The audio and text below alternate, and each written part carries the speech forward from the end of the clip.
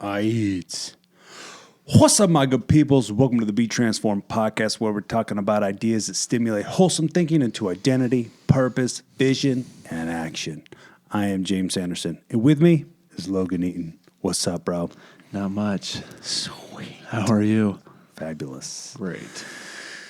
Well, today we are talking about the first shall be last, and the last shall be first. I don't know about you, but I've definitely read that and been like, what the heck does that mean? The last will be first and the first will be last. It's like if you're at Blockbuster and you're the next one, should you go to the back of the line? What does that mean? Oh, yeah. Well, there's a story in Matthew 20 where Jesus is talking about a landowner, a guy who owns a vineyard, and he hires some people to come and work with him. And at the end of this, there's that phrase. It says the first will be last and the last will be first. So we're going to take a look at this and see what we can't discover here. So in Matthew 20, he says, this is Jesus talking to Christ, he says, for the kingdom of heaven is like this. It's like a landowner who went out early in the morning to hire laborers for his vineyard. Now, when he had agreed with the laborers for a denarius a day, he sent them into the vineyard to work. And then he went out about the third hour and saw others standing idle in the marketplace and said to them, you also go into the vineyard, and whatever is right, I'll give it to you. So they went. Again, he went out about the 6th hour and the 9th hour and did likewise. And about the 11th hour, he went out and found others standing idle and said to them, why have you been standing here idle all day? He said to them, they said to him, because no one's hired us. So he said, you also go in the vineyard, and whatever's right, you will receive. So when evening came, the owner of the vineyard said to the steward, he said, call the laborers and give them all their wages, beginning with the last to the first. And when those came who were hired about the 11th hour, they each received a denarius. But when the first came, they supposed that they would receive more. And they likewise received each a denarius. And when they had received it, they complained against the landowner, saying, these last men have worked only 1 hour, and you made them equal to us, we who have borne the burden and the heat of the day. But he answered one of them, saying, friend, I am doing you no wrong. Did you not agree with me for a denarius? Take what is yours and go your way. I wish to give this last man the same as to you. Is it not lawful for me to do what I wish with my own things? Or is your eye evil because I am good? So the last will be first, and the first will be last. For many are called, but few chosen. Ooh, interesting. So this was a story, right? This was a picture of what the kingdom of heaven is like. So, the benefit of stories is it's easy to picture yourself in them, right? It's easy to kind of get emotionally connected and kind of experience what's going on. So which is why it's movies and books are such a big deal, because these stories are so easy to connect with. So from that perspective, this is just a story Jesus was telling. But the point is like he's trying to explain what the kingdom of heaven is like. So we're just going to kind of dive into the story just kind of as I picture it, and just, get some goodies out of this perspective. So for one, it said this is what the kingdom of heaven is like. It's like a landowner who went out early in the morning to hire laborers to work in his vineyard. This is what the kingdom of heaven is like, right? Like parable after parable is like there was a landowner, there was a master, and he got his people or servants or whatever to come and work for him, and then he went away for a long time. It's just this this beautiful picture over and over of just this reality that there's work to be done for the people of God. So we got this landowner who owns a vineyard, and he's going to go out and get some people who want to work for the day.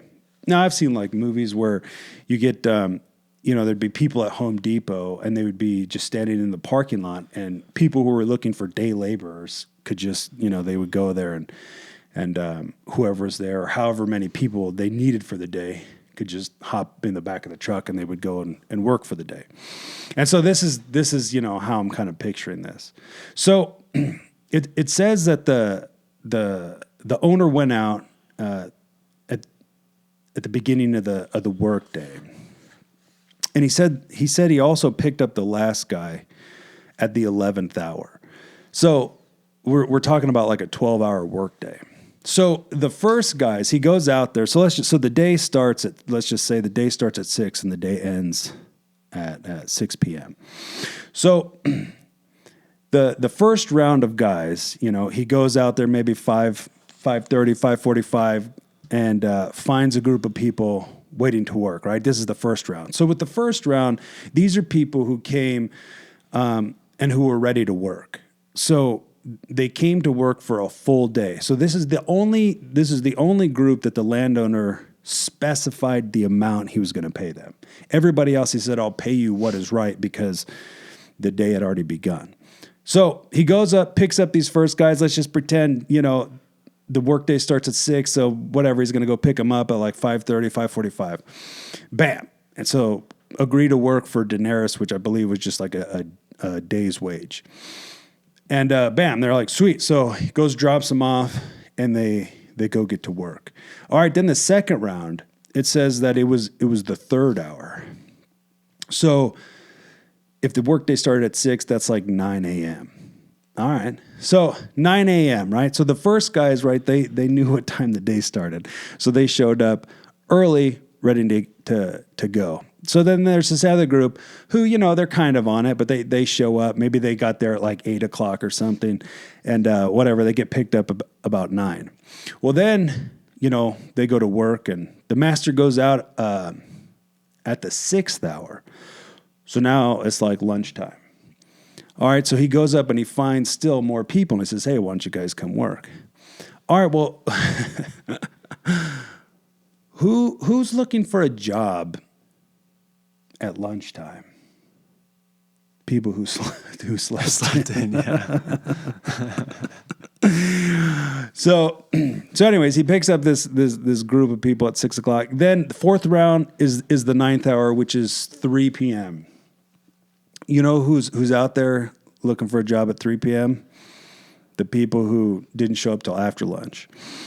Then we got the 5th round, which is the 11th hour. The 11th hour is 5 p.m. We're talking about 1 hour before the day is over. And, so it said that the owner went out still at the 11th hour, went out, found others standing idle, and said to them, why are you standing here idle all day? He said, because no one's hired us. And why has nobody hired us? Because we didn't get out here till 4 o'clock. That's like when your mom kicks you out of the basement. She's like, you need to go get a job. That's those guys at the 11th hour. All right. So, all right. So then at the end of the day, right? So those guys, they show up, they work 1 hour, and then the landowner gets everybody lined up and tells the steward, hey, let's line everybody up, and then we're going to pay everybody a denarius, and we'll start with the people who got there last, and then we'll work our way down to the people who got it first. So from this perspective, right now, this was a story Jesus told, and this is like how I'm seeing it. So, but if we kind of look at this perspective, so the landowner gives the guys who worked there an hour. He gave them a day's wage, and likewise to the people who got there at 3, people who got there at 12, people who got there at 9, and And it's during this process where the guys who were first started to look at this and they're like, oh man, that the landowner, look, man, this guy's generous and he's giving these guys who didn't work as much as us, he's giving us what he promised us. So they start thinking to themselves, it's like, well, maybe he's going to give us more money. But it's interesting, right? Because you think about from this perspective, the different people who showed up to get a job throughout the day, right? You got the people who were on it; they were on time. You get the second round who were a little late, and then everybody after that is just like they were way late, or it was like a half a thought. Like the first round was committed, right? They were ready to work. In the second round, they were probably pretty much the same, but then after that, it was just like, you just get different people looking for work at 4:00 in the afternoon than you do for for those. It's a Monday? Yeah. Nope, it's Tuesday. But yeah. So anyways, so they go down, and but as this process is happening, the first group, they start thinking about the possibility of getting more money. And they weren't just thinking about the possibility, like they turned that possibility into an expectation. And they were expecting to get more money. So when it came time for them to get paid, they got paid the denarius, but then they felt cheated. But it's not because they were cheated, it's just because they thought they deserved more based upon the generosity he had for everybody else.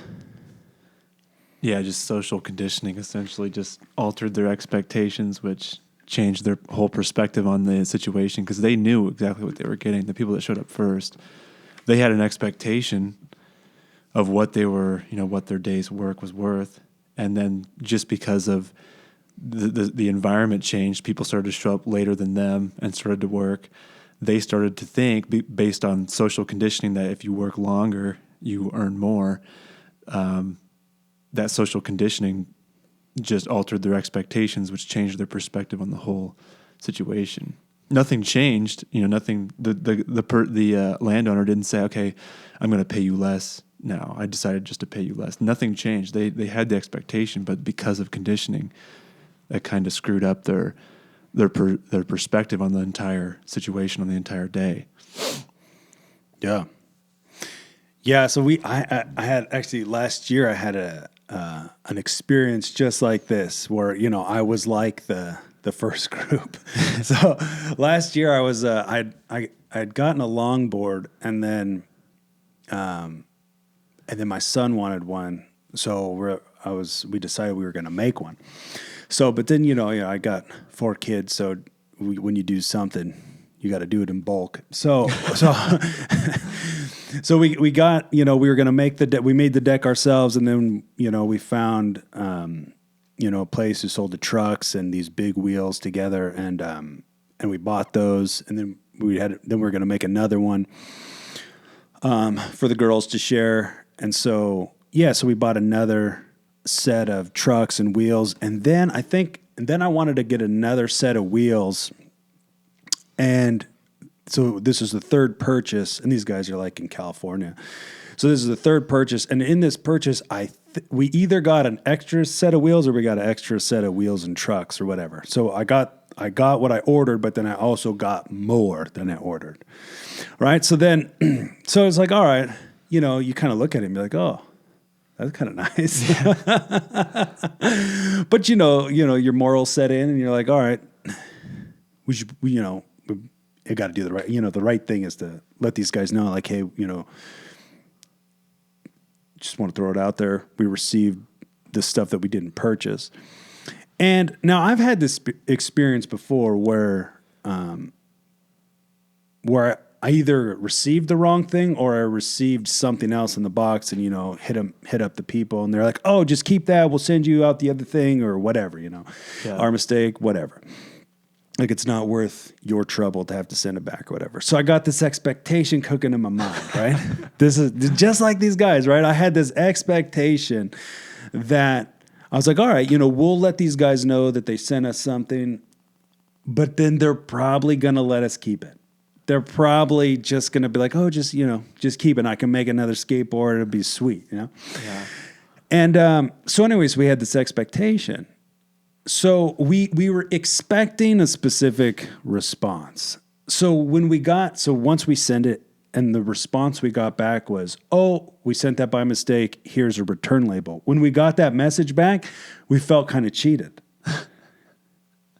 Because we had set up this expectation that we deserved more than we bought or whatever. It's like, your mess up. I don't know. It's like this little bit like entitlement. Yeah. And it didn't take too long. I was like, where we went wrong is when we thought that we deserved the stuff, or like we deserved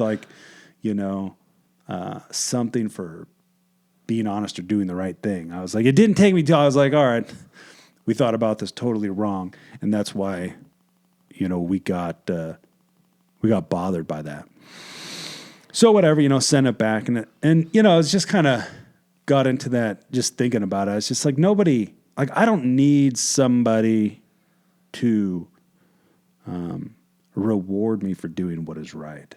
It's like I don't need somebody else to give me something because because I have standards. Yeah. But, for a moment there, it wasn't too hard to kind of feel like I got cheated when really I didn't. So the thing I think is interesting about this story is that you got this first group. And, so again, like they seemingly got, maybe like the highest, in some cases, the highest, level of like responsibility. They were committed to the day. They showed up on time. And you got these guys who are there, they're working. And then at the end of the day, these guys have to see everybody else get paid. It's just an interesting process. Why were the guys who were there first have to stay there last to watch everybody else get paid? And I think it's because there's a expectation of a higher perspective from the people who were there first. Like, because this is, right, for the kingdom of heaven is like this. The people who were first were then last. And they saw what everybody else was getting paid. It's like a little bit like a test. That's what I was just thinking. It's like a test of the will. Yeah. Kind of like just because, if you would pay the people that were there more, and the people that were there for just a couple hours less, and they saw that, okay, if I show up early next time, I can get paid more, and the motivation turns into money. But that wasn't happening, so it's kind of like a test of like, why are you showing up here? What's your, motive? Yeah, what's your motive? Yeah. Yeah. So, because this is what the kingdom of heaven is like. And so I think there's a greater expectation for those who have been around longer. And so the test, the process, like it didn't take too long. It wasn't a very big deal. It didn't take too much heat to reveal what was underneath. Yeah. Because like the landowner said, he's like, this is what you agreed to, and whatever else I do, that's what I do. That has nothing to do with you. He's like, is your eye evil because I'm good? Yeah. So there's a greater expectation, I think. Well, for the people in the kingdom, right, who've been around longer, there's a greater expectation of growth, of development, of maturity, of knowledge, understanding, humility, of buy-in, of leadership, right? Because, I mean, you even think like, I think about this, like if this was me and I was the first group and I'm there and then other people are showing up, well, one, it's like, all right, you know, there's some people picking up some of the load. But then two, it's just like a way to connect with people. You get new people who everybody's coming from somewhere, different kind of perspectives. And it's just like, it's a chance to meet people. Like there's this greater expectation for those who are first. And so it's like the opportunities that are there for showing up first are opportunities to create growth and have an impact.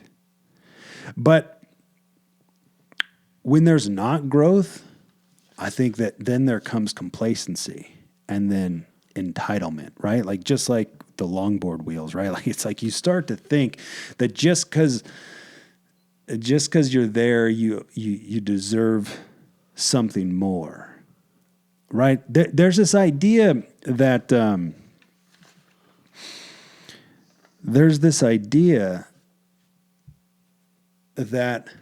like in a business or something, like there's this common idea that's like, all right, the longer you're there, the more you deserve to be promoted, right? Like if promotion just has to do with like loyalty of attendance. But it's been said, change is guaranteed, right? The seasons change, time keeps marching on. Change, that's going to happen because that's external. Growth, however, is optional. So there's this expectation sometimes where it's like in a business, it's like, all right, well, the longer I'm there, the more I deserve to be promoted. The problem is that time does not necessarily equal greater value. Because sometimes the longer you're somewhere, the easier it is to kind of get complacent, get lazy, get entitled, kind of self seek a little bit. And so, because the fact is that promotions, right, are the byproduct of you bringing more value than your position is worth, right? Like you have to do more than your job requires because you got to prove that a higher position, if we put you in a higher position, it's because you're going to produce even more and you're going to make, that specific area better. You're going to continue to bring greater and greater value everywhere you go, right? So promotion is about increase in value, not just the amount of time. And so there's this expectation of growth, but on the flip side, where there isn't growth, there's complacency and entitlement. And so it says at the end of this this passage, it says, "So the last will be first, and the first will be last. For many are called, but few are chosen." For many are called, but few are chosen. Many are called because that part's on God. So many are called. But few are chosen, that part's on us. I think that has everything to do with your response. What do you think about that? Yeah. I was just thinking, some companies do actually reward based off of time at the company, which is kind of ridiculous though, because the law of, financial success isn't a factor in the law of, financial success.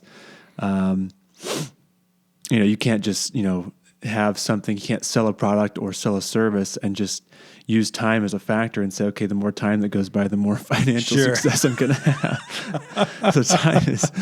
So to your point about time, not being not being a dictator of value, and value not being, value not corresponding to time, just basic laws of success will support that, because you can't just say, okay, the more time that goes by, the more successful I'm going to be, because nothing ever works like that. So even though some companies may reward based off of time at the company for an employee or something, it's completely ridiculous, because that employee or person could be doing the same exact thing over and over based on time. But if the company's not changing, somebody is changing and growing in the company to make that company more sustainable or successful, and that's the actual, what's actually required for the laws of success. And so I think true, success in life, or your relationships or work or money, you can't ever use time as a factor. Time is never a factor, because you can't just by itself, it can't ever be based. Success can't ever be based off time. Sure, time out. Yeah, that's that concept where it's like busyness does not equal effectiveness. Yeah. Like you could be busy doing things, but that doesn't mean you're getting anything accomplished. Yeah. Of value, or of priorities that'll bring about some change. So, just along this lines, right, of so many are called, but few are chosen, right? Everybody was called. Here we go. We got these people who are first and then last.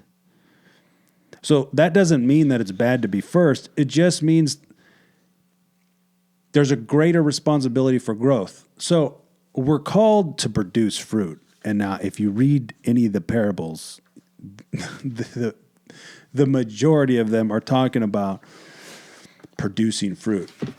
So let me just read you the short one, right? There's the parable of the barren fig tree, which is in Luke 13. And so he says, bam, he spoke a parable. A certain man had a fig tree planted in his vineyard. Jesus is a fan of grapes. And he came seeking fruit on it and found none. Then he said to the keeper of the vineyard, look at this. There was a keeper of the vineyard. There's always somebody else working. Yeah. Look, for 3 years I have come seeking fruit on this fig tree and found none. Cut it down. Why does it use up the ground? But he answered and said to him, Sir, let it alone this 1 more year until I dig around it and fertilize it. And if it bears fruit, sweet. But if not, let's chop her down. For 3 years, I came looking for fruit and found none. Cut it down. He's like, let's just give it one more time. We're going to give it some care, give it some love, give it some, we're going to try a little more. And then if it doesn't, we'll get rid of it. Look, man, look at this. John 15:16. You did not choose me, but I chose you and appointed you that you should go and bear much fruit, and that fruit should remain, that whatever you ask in the Father's name, he may give to you. Which, that last part, whatever that you may ask in the Father, right? That's all about being connected.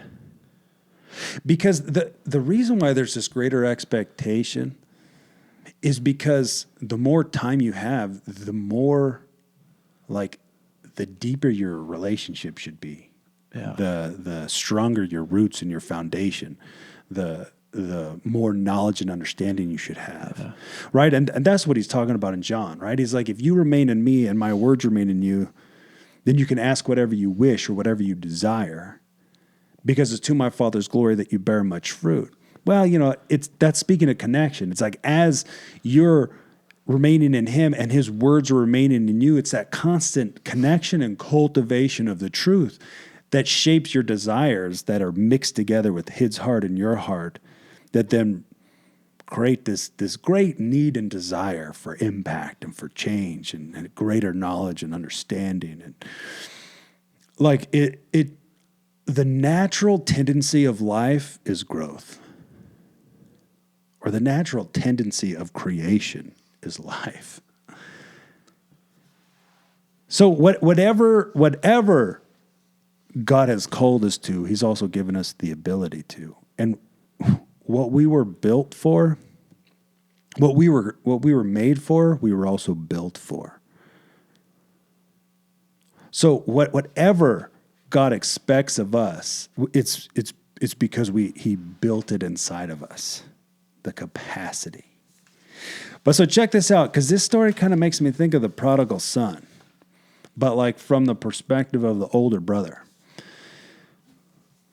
So in the prodigal son, right, you got two kids. One kid comes to his father and says, hey, I want my inheritance now, and I want to get out of here. So pretty much, give me what you're going to give me when you die, but give it to me now. And then takes off, spends it all, blows it, and then comes back, and the father sees him, and bam, restores him back to sonship. Right? And if you kind of think about like the vineyard and the workers, he made the people who showed up last, right? The guy who got kicked out of his mom kicked him out of the basement and was like, go get a job.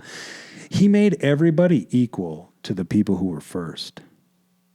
And that's just a beautiful picture of just like, to be reconciled, right? Because the son who ran off, he got the robe, he got the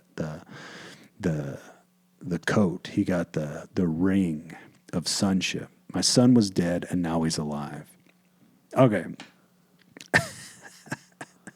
So, but this is kind of funny. So you got this son who wanted to get into some wild living and was straight up and upfront about it. He's like, I want your money and I'm going to go take off, give me some women, give me some food, and go have me some life, right? But didn't work out. But while that's all going down, here's the older brother. Older brother was always there. He wasn't asking the father to be dead before his time. He wasn't asking for money. He was there doing whatever he was, doing his duties and responsibilities. But here you got this son who's just straight up front, takes off, and then comes back, right? So it says, when the father saw the son who took off, when he saw him coming down the road, the father said to the servant, bring out the best robe and put it on him, and put on a ring on his hand and sandals on his feet, and bring the fatted calf here and kill it, and let's eat and be merry. For this son of mine was dead and is alive again. He was lost and now he's found. And they begin to be merry. Okay.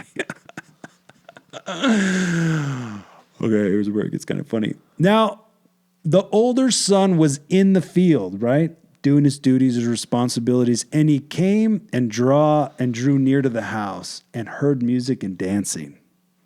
Nobody told him. Which maybe kind of speaks to the dude's attitude. But nobody, nobody thought to tell him, all right? So, there's room to become bitter if you want to become bitter. There's space, but there's space to not be. So he called one of the servants and asked what these things meant. He's like, dude, what is happening? He said, oh, your brother's come. And because your father received him safe and sound, your father has killed the fattened calf. But the older brother, right, he was angry and would not come in. Therefore, the father came out and pleaded with him. So he answered and said to his father, lo, he said, that's what it says in the New King James, lo. He said, I'm low, bro, I'm low. He said, these many years I have been serving you. I've never transgressed your commandment at any time, and yet you never gave me a young goat that I might make merry with my friends. But as soon as this son of yours came, who has devoured your livelihood with harlots, you killed the fatted calf for him. And he said to him, son, you are always with me, and all I have is yours. It was right that I should make merry and be glad, for your brother was dead and now alive. He was lost and now he was found. It's interesting, right? There's a greater expectation for those who've been around longer. This is the older brother. This is the guy who stuck around. There's a greater expectation. But look at this. He says, son, you were always with me. What are we talking about? Connection. And all I have is yours, abundance. But see, just because something is true doesn't mean people actually believe it. He said, you're always with me and all I have is yours, right? Well, what was the older brother's complaint? He's like, look, man, we never even got to kill a fat goat. You know, it's like the fatted calf that's like young, tender, special. Steaks. Like you take what? Steaks, man, steaks. But you save that for a super special occasion. That's like special. And he's like, but you never, not even like, let's come down a couple notches. What just about a fat goat? I need a goat up in her. He says, you are always with me, and all I have is yours. When you lack connection and you misunderstand your position, there's room for bitterness. There's room for getting jaded. There's room for believing in lack and feeling put off. There's room for that. But, you know, it's kind of like a field, right? Like you got this real nice setup. You get it all nice and clean, and then you do nothing with it. Yeah. What will happen over time? Weeds. Hard, nasty, right? It's all nice and pretty, but if you neglect it, it goes wild. There's room. If you don't fill up this room with growth and development, you're going to grow weeds, bitterness, envy, jealousy. Jealousy is hilarious. To be jealous. This is Bob Proctor. He's like, it's ignorance. It's straight up ignorance to be jealous, because to be jealous means you think somebody has something that you can't have. Why can't you have it? I mean, obviously somebody's married. You can't have but it's like, why can't you have whatever they have? Why can't you earn it, create it, whatever? Yeah. It's just it's an ignorance in who you think you are. But anyways, it's either growth or it's nasty. Let's choose some growth. Remember, whatever we've been called to do, oh, come on, somebody, we've been built to do it. That's Miles. My man Miles hooks us up with sweet knowledge. So I want to talk briefly about some of the benefits of showing up early and sticking around late, right? Because there's a greater expectation for growth for those who have been around, right? So you don't want to hate, you want to participate, right? If it's easy to get complacent, it's easy to get entitled. I've been around for long, therefore I automatically deserve whatever. So what we want to do is we want to get in growth. You want to get into leadership, man. You want to get into caring for other people. So I was just thinking about some ideas of some of the benefits of showing up early and sticking around late. And then maybe we'll just get into a couple like disadvantages of showing up late and leaving early. You know, just some of the things that can happen. So one of the things, because the moral of the story of the vineyard wasn't like being first is bad. Like you should wait, you should procrastinate. The moral of the prodigal son isn't that you should go wild living, right? And then come back because it's better to show up later than it is to show up. No. There's a greater expectation because there's greater possibilities for you to get into. So one of the benefits of showing up first is that it speaks of forethought, right? It speaks like the guys who showed up at 5:30, 5:45, right? They decided yesterday, the day before, that they were going to go. They wanted to stand out there and get some work. So they had made a decision, right? They considered what they were going to do, made a decision, and then they planned and prepared, right? They're like, all right, if we got to get out there, we want to get out there early before the landowners start coming around. So let's get out there at 5:45, bam, 5:30.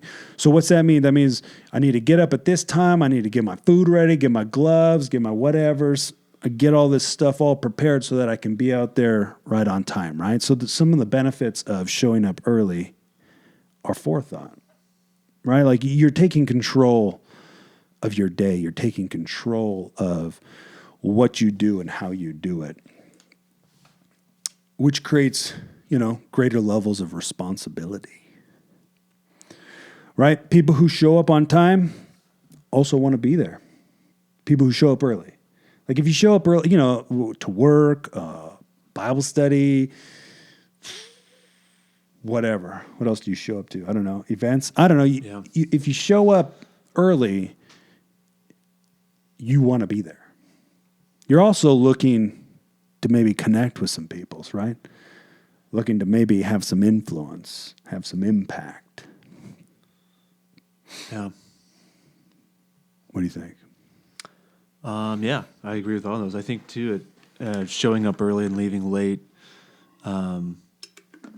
eliminates idleness, which idleness can lead to laziness or, other wild living and crazy stuff. Wild living. Yeah. So, I think showing up early, staying late eliminates idleness from your life and keeps you from keeps your mind practices focus. It practices discipline and staying focused on a task, and there's a lot of positivity to doing that. But I think what popped into my head was eliminating idleness. And that was the question in that he asked everybody afterwards.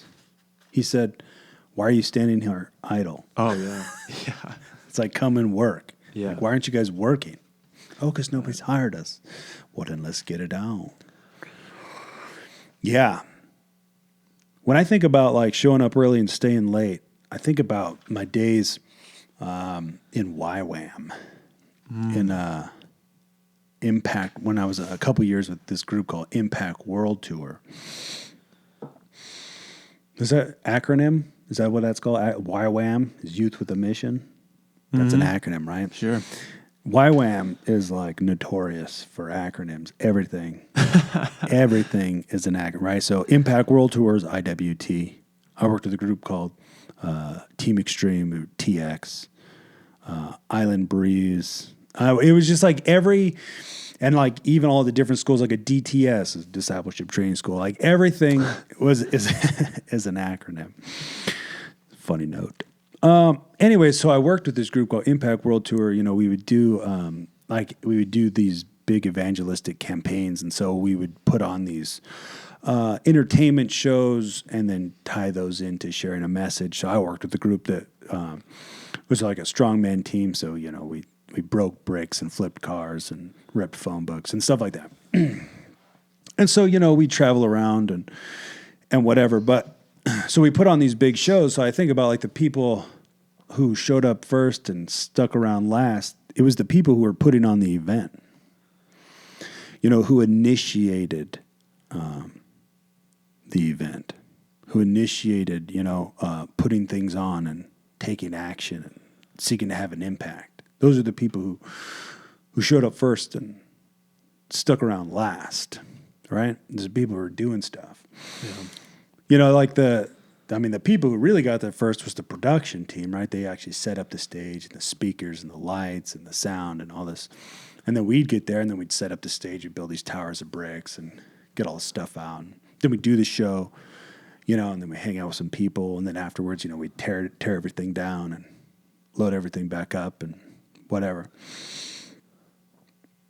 But the people who are there first and last are also the people who are initiating, they're creating things for people, like a business, Sometimes there's these weird ideas about business, it's like, oh, it's all about corporate greed and it's about the CEO. And it's like, but I think sometimes you just kind of sometimes it's not often taught that it's like, no, the reason why there's jobs is because somebody had an idea that they then put into motion. They created such demand for it that it gave room for opportunity for other people to get hired, So it's like some of the people who are showing up, first and leaving last are the people who are starting things. I mean, shoot, you want to rub elbows with some cool people. You should show up early and stick around later because it gives you the opportunity. Because when I think about, if we go back to the vineyard, if we shift the perspective of the first group, right, into a positive way. So let's just pretend, right? So you got all the guys lined up, and I'm picturing, so like the last guys who got there, right, are the first guys to get paid. Everybody's in a line, and I'm picturing those guys got paid and then they left. And then the next group, they got paid and then they left. So sticking around late gives you more room. It gives you an opportunity to connect with the steward who is passing out the money or the landowner who hired you, right? That gives you an opportunity to meet and connect with, right? Maybe you could secure your job for tomorrow. You don't have to go and wait. You could just come back, you know? It's like it gives you opportunities to build relationships. But on the flip side, it's like when your perspective's kind of a bit murky, you lose opportunity. Perspective, it matters. So being first, being last, man, it's got positives. Big positives. You know, people who stick around, you know, towards the end, they're people who are interested in investing their time. They're not just spending their time, they're investing it, right? You know, they're seeking to connect with people. They're seeking to add more value. You know, lingering. I like to linger. Not everybody likes to linger, right? People are pretty quick. They're like, I got to go. I'm busy. You know, I got kids. I got to put them down. I'm just like, whatever. I got more kids than you. You know, it's like, but, you know, people get kind of strict in their living, and their strictness, it can kind of get a little limiting. You know, like, no, I gotta go. You know, I gotta work. You know, it's like sometimes, you know, obviously discipline and regiment. There's no question how amazing that is. But sometimes it's like if you don't have the flexibility to hang out, what's 10 more minutes to actually have like a conversation that might actually go somewhere, right? Like, you know, some people, they, you know, oh, how you doing? Oh, you know, same old. Okay, great. That's about it, right? But, you know, when we have a conversation, right, I'm always asking, I'm like, oh, what have you been reading? What have you been learning, right? Like, give me some of what you've been chewing on, right? Mm-hmm. Share some of the goods. Share some cookies over here, right? I see what you got. I see what, you know, but some people are like, well, you know, I don't like to read. You know, it's like, I can't read the Bible. I don't like to read books. I can't comprehend. I'm just like, that's sad. I mean, I get it, right? Until like 32, when I was 32, which I'm 36 now, maybe it would take two hands. You could count the number of books I read in my entire life, right? Minus the Bible, which I would read that one. But everything else, I just thought, I was just ignorant. I just had this idea that any book that had to do with, like, you know, the kingdom, I just thought it was all religion and weak and pathetic, which there's some truth to that. However, I grossly underestimated the amount of people and wisdom that are in books. See, because I grew up, I hated school. I mean, high school, that was it, right? When I graduated, I didn't even say goodbye to anybody. The night I graduated, I just left. And I was like, I'm freaking never coming back. Oh, yeah. But it's like there's this idea that, you know, you go to school and sometimes you learn a bunch of stuff that you don't care about. And then you grow up, and because you don't use it, you forget it all. Like, I'm working with my son who's in fourth grade, and it's like we've been studying the times tables. I'm literally relearning the times tables. You don't use it, you lose it. Yeah. But anyways, yeah, I've always loved learning it. Just reading wasn't kind of how I did it. But when something shifted when I was turned 32, and man, I got into some new stuff, and I read like 5 books in 3 months, which, I mean, I almost doubled the amount of books that I read in over 32 years. You know, I almost doubled that in 3 months. So that was a pretty big deal for me.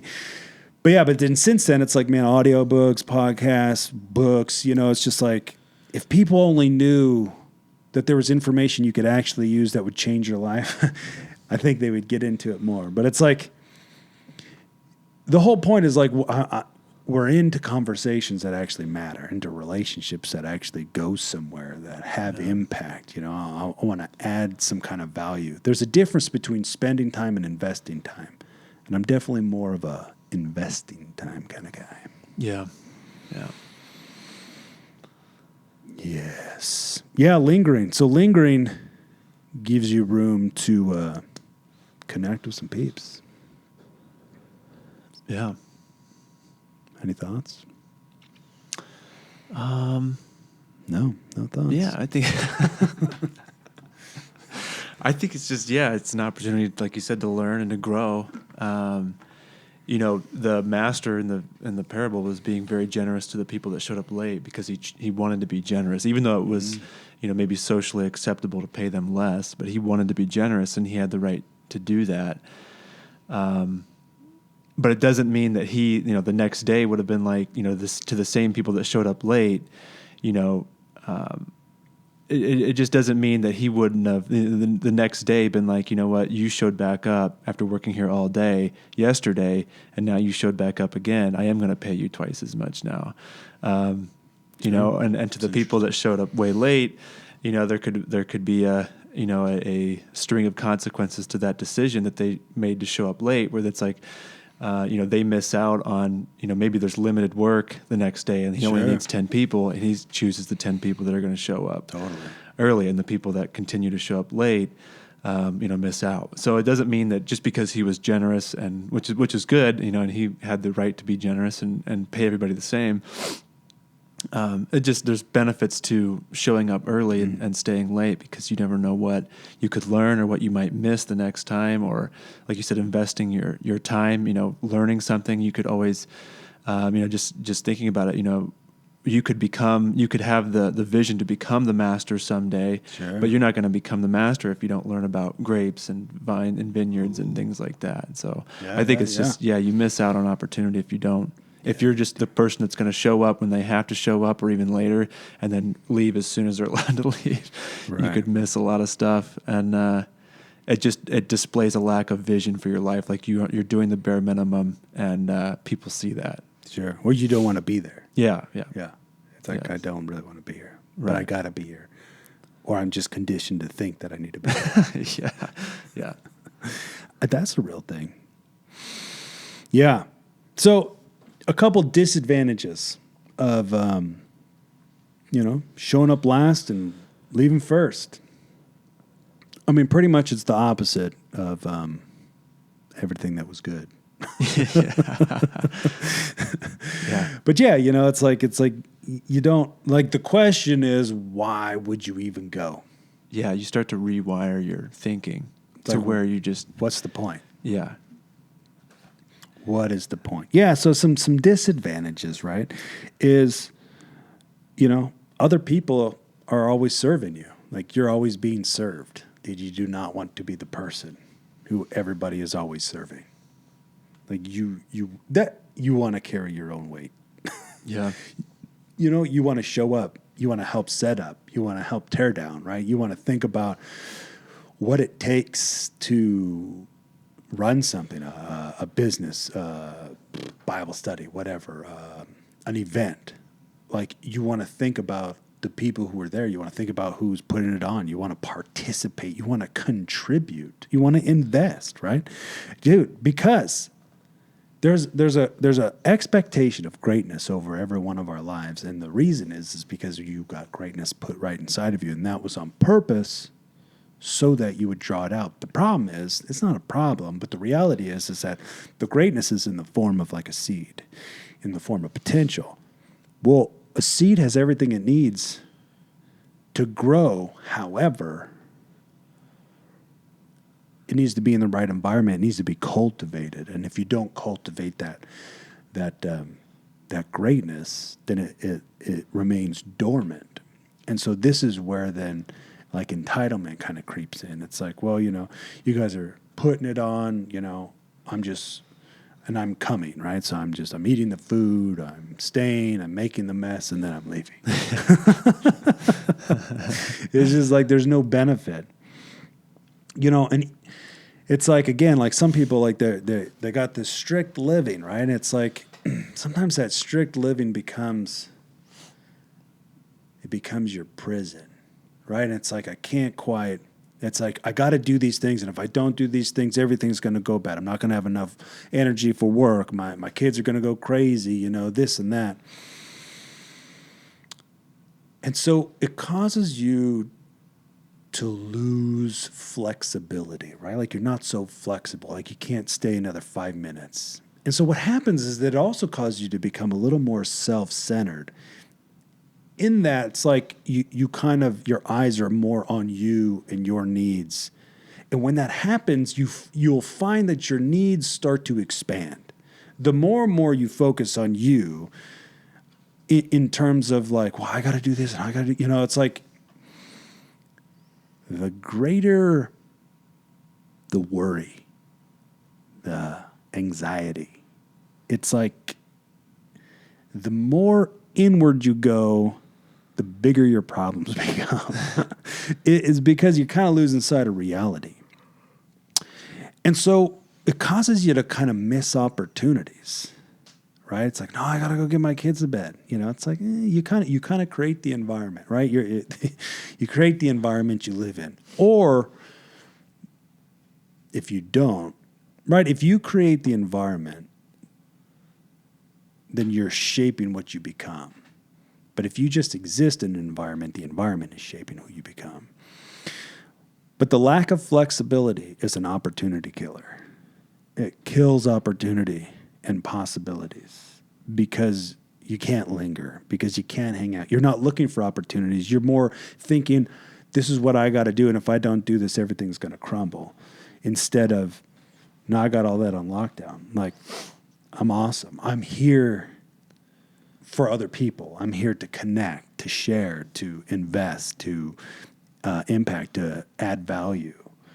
When you're more out-focused, you find your problems get a lot smaller. But it's because reality shifts, right? So when you get too in focus, which happens when you're not doing much, reality gets skewed crazy. And it's hard to tell up from down. You lose sight of who you are, what you're capable of. But when you start getting out and about, mixing with new people, and you remember, oh, you got gifts, you got strengths. Oh, no, you can contribute. You got stuff in you. It was like, the perspective gets off like, who cares what he's paying these other guys? I'm getting paid for my work. I did good work. It was a good day. Got hired. This is beautiful. And bam, it's all gravy.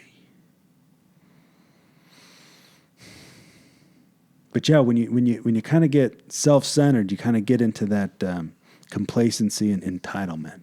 Oh no, I deserve more money. Well, I deserve for you to serve me. I deserve this. I deserve recognition, even though you're not really doing anything. But it's like, I was just thinking about. Maybe we'll close it up with this. But I was thinking about that. I think it's the end of John. And, Jesus did the thing with Peter. He's like, do you love me? Well, afterwards, he was like, right now, he's like, you put on your own clothes and you go where you want to go. He said, but there's a time coming where other people will tell you what to wear and they'll tell you where to go. And he was talking about kind of being imprisoned and then ultimately his death, I think. And so Jesus was like, this is what's coming for you. And then there's just like this scene, right? It's like, so him and Jesus are talking, and then off in the distance, off behind Jesus, there's John. And Peter looks at John, and he says, well, what about him? And Jesus looks at John, and then Jesus looks back at Peter, and he says, what about him? He says, if I want him to stay alive until the resurrection or until I return, what is that to you? You follow me. And that's what I think about when I think about this story and the guys who are last. Don't worry about what other people are getting paid. Don't worry about what he's doing with other people. He said, follow me. I said, come on, somebody. So I don't need to worry about what's going on with somebody else. I don't need to worry about what they're getting paid or not getting paid or, reward, whatever. But you follow me. I said, come on, as long as it's called a day.